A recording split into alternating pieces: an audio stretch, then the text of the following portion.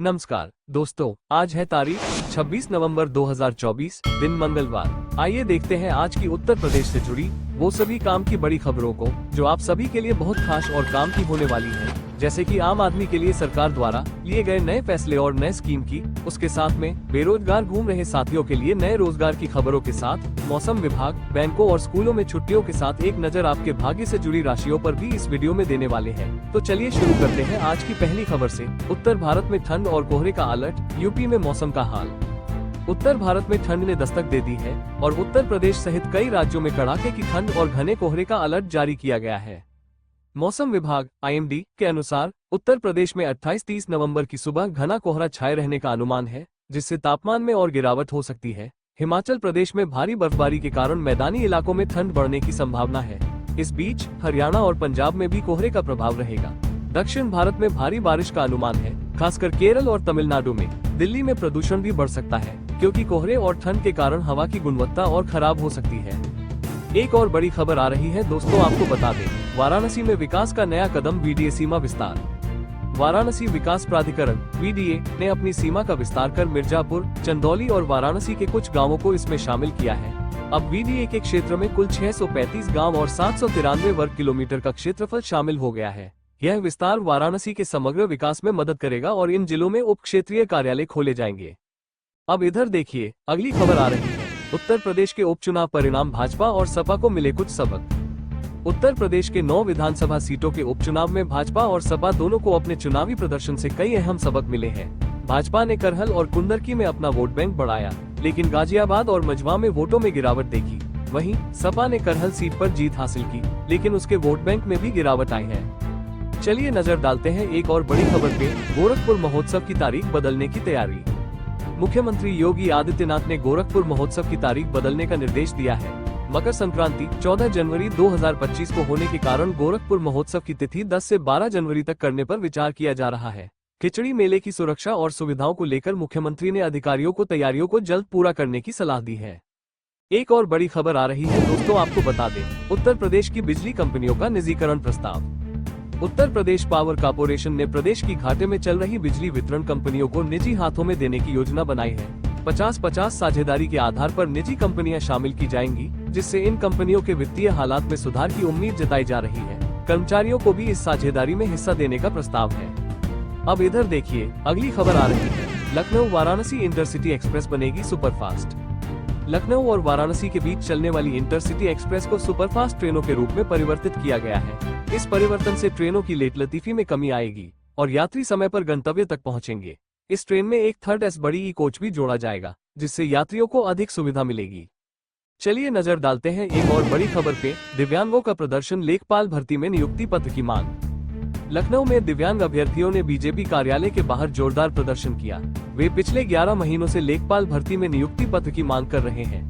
अभ्यर्थियों ने चेतावनी दी है कि अगर उनकी मांग पूरी नहीं हुई तो वे सड़कों पर उतरकर आंदोलन करेंगे। एक और बड़ी खबर आ रही है दोस्तों, आपको बता दें, सुल्तानपुर में शादी के दौरान झगड़ा, आधा दर्जन लोग घायल। सुल्तानपुर जिले के दोस्तपुर थाना क्षेत्र के गांव गंगापुर में शादी के दौरान बारातियों और घरातियों के बीच विवाद हो गया। दोनों पक्षों ने मिलकर एक व्यक्ति की पिटाई की, जिससे 6 लोग घायल हो गए। पुलिस ने मौके पर पहुंचकर आरोपियों को गिरफ्तार किया और मामले की जांच शुरू की है। अब इधर देखिए, अगली खबर आ रही है। अयोध्या की मिल्कीपुर में उपचुनाव का रास्ता साफ। अयोध्या की मिल्कीपुर विधानसभा सीट पर उपचुनाव का रास्ता अब साफ हो गया है। लखनऊ हाईकोर्ट ने एक याचिका को वापस लेने की मंजूरी दी, जिसके बाद उपचुनाव के लिए तारीखों का ऐलान हो सकता है। दिसंबर में यहां मतदान की संभावना है। एक और बड़ी खबर आ रही है दोस्तों, आपको बता दें, लखनऊ वाराणसी इंटरसिटी एक्सप्रेस अब सुपरफास्ट बनेगी। 3rd बड़ी ई कोच भी जोड़ा गया। लखनऊ और वाराणसी के बीच चलने वाली इंटरसिटी एक्सप्रेस का नंबर बदलकर अब इसे सुपरफास्ट बना दिया गया है। हालांकि इसके संचालन में कोई बदलाव नहीं किया गया है और यह ट्रेन पहले की तरह निर्धारित समय सारिणी के अनुसार चलेगी। इस ट्रेन में अब 3rd बड़ी ई का एक कोच बढ़ाया गया है, जिससे यात्रियों को और बेहतर सुविधा मिलेगी। सुपरफास्ट बनने के बाद ट्रेन की लेटलतीफी पर भी अंकुश लगेगा। ये ट्रेन पहले गाड़ी संख्या 14,203 वाराणसी लखनऊ और 14,204 लखनऊ वाराणसी के रूप में चलती थी। अब इसका नया नंबर 24,203 और 24,204 होगा। इस बदलाव से ट्रेन समय पर अपनी यात्रा पूरी करेगी और यात्रियों को उनके गंतव्य तक समय से पहुंचाएगी। चेयर कार और 3rd बड़ी ई कोच में सीटों का आरक्षण भी शुरू हो चुका है। वरिष्ठ मंडल वाणिज्य प्रबंधक कुलदीप तिवारी ने ये घोषणा 1 महीने पहले की थी और अब 25 नवंबर से ट्रेन सुपरफास्ट के रूप में चल रही है। अब इधर देखिए, अगली खबर आ रही है। लखनऊ बीजेपी कार्यालय पर दिव्यांगों का प्रदर्शन, नियुक्ति पत्र की मांग। उत्तर प्रदेश की राजधानी लखनऊ स्थित बीजेपी कार्यालय पर दिव्यांगों ने लेखपाल भर्ती में चयनित होने के बावजूद पिछले 11 महीनों से नियुक्ति पत्र की मांग को लेकर जोरदार प्रदर्शन किया।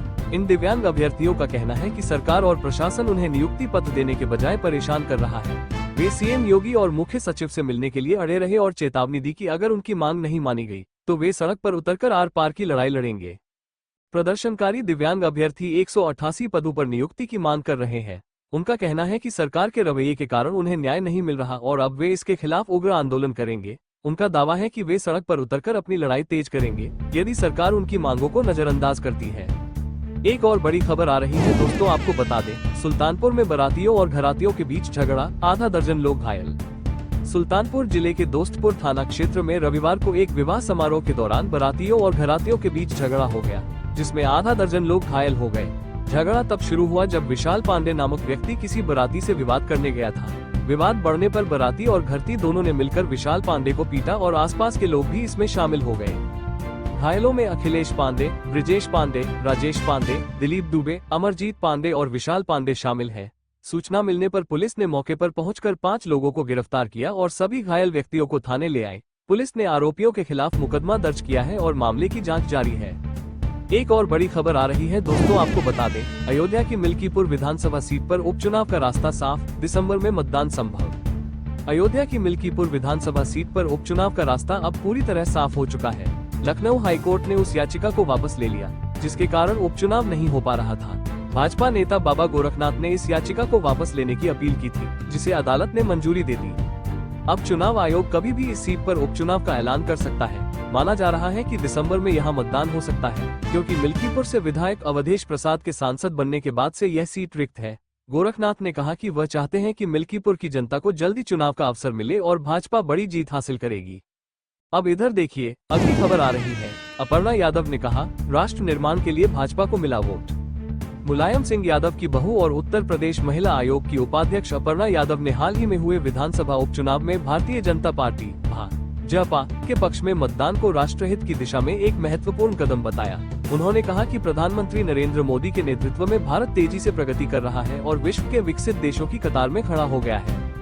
अपर्णा यादव ने भाजपा के राष्ट्रीय चिंतन और राष्ट्रीयता के दृष्टिकोण को समर्थन दिया और कहा कि जो लोग राष्ट्र की प्रगति चाहते हैं वे भाजपा को वोट देंगे। उन्होंने ये भी कहा कि महिला आयोग समाज में महिलाओं के अधिकारों को सुरक्षित रखने के लिए काम कर रहा है और सामाजिक कुरीतियों को समाप्त करने के लिए समाज को एकजुट होने की जरूरत है। चलिए नजर डालते हैं एक और बड़ी खबर पे। किसानों के लिए अच्छी खबर, अब एमआरआई से हो जाएगी मिट्टी की रियल टाइम टेस्टिंग, एआई से मिलेगा सलाह। अब किसानों को मिट्टी की जांच के लिए लंबा इंतजार नहीं करना पड़ेगा। एक नई डिवाइस से मिट्टी की एमआरआई की जाएगी और कुछ ही मिनटों में मिट्टी की सेहत का पूरा हाल फोन की स्क्रीन पर दिखेगा। इस सिस्टम से किसानों को न केवल मिट्टी की रिपोर्ट मिलेगी बल्कि एआई के माध्यम से उन्हें फसल के बारे में सलाह भी मिलेगी। इसके साथ ही मिट्टी में फर्टिलाइजर के प्रयोग की जानकारी भी दी जाएगी और यह भी बताया जाएगा कि मिट्टी को कितने पानी की जरूरत है। ये तकनीक डॉक्टर भीमराव अंबेडकर विश्वविद्यालय, विक्रम विश्वविद्यालय, उज्जैन के शिक्षकों द्वारा तैयार की गई है। एक डिवाइस, ऐप और सॉफ्टवेयर मिलकर किसानों की समस्याओं को चंद मिनटों में हल करेंगे। इस real time soil testing system को पेटेंट मिल चुका है। विवि के विवेकानंद इंक्यूबेशन फाउंडेशन के निदेशक प्रो वी के सारस्वत के अनुसार देश में अभी तक इस तरह का कोई सिस्टम उपलब्ध नहीं था। तो दोस्तों, ये थी आज की कुछ महत्वपूर्ण खबरें और जानकारियां जो आपके लिए बेहद उपयोगी साबित हो सकती है। ऐसी जानकारी आपको शायद और कहीं एक साथ न मिल सके, इसलिए रोज की ताज़ा